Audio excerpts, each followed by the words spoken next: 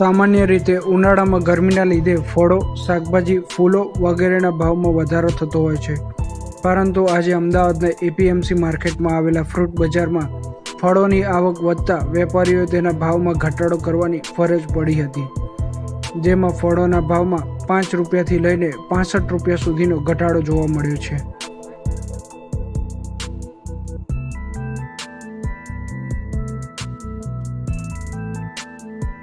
આયુર્વેદ અનુસાર ફળો સ્વાસ્થ્ય માટે ગુણકારી ગણાય છે.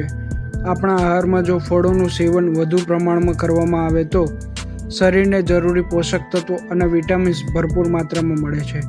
ત્યારે ગયા અઠવાડિયાની સરખામણીમાં આજે કાળી દ્રાક્ષ, પાકી કેરી, પપૈયા, નાશપતી, પાઇનેપલ, ચીકુ, તરબૂચ, શેરડી, જરદાળુ, કાચી કેરી, જામફળ વગેરે ફળો સસ્તા બન્યા છે.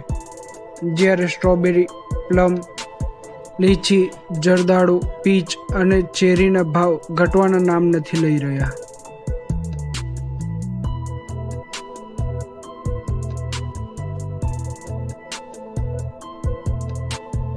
ફળોના વેપારીઓ સાથે વાત કરતા જણાવ્યું હતું કે ફળોના ભાવમાં થતો વધારો ઘટાડો તેની માંગ અને જથ્થા આધારિત નક્કી કરવામાં આવે છે. સામાન્ય રીતે કોઈ પણ વાર તહેવાર આવે એટલે તેની સીધી અસર ફળોના ભાવ પર જોવા મળતી હોય છે. પરંતુ થોડા દિવસ પહેલાં બદલાયેલા હવામાનના લીધે ફળોની આવકમાં વધારો નોંધાયો હતો, જેના લીધે આજે ફળોની આવક વધતા તેના ભાવમાં ઘટાડો જોવા મળ્યો છે.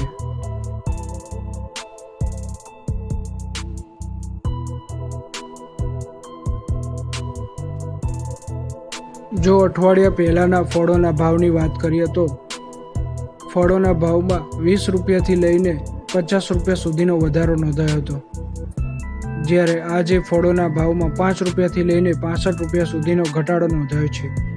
ઉલ્લેખનીય છે કે જેમ જેમ ગરમી વધતી જશે અથવા તો માવઠું થશે તો ફળોનો પાક બગડી જવાની શક્યતા વધુ છે અને પરિણામે ફળોના ભાવ વધુ ઊંચકાઈ શકે છે.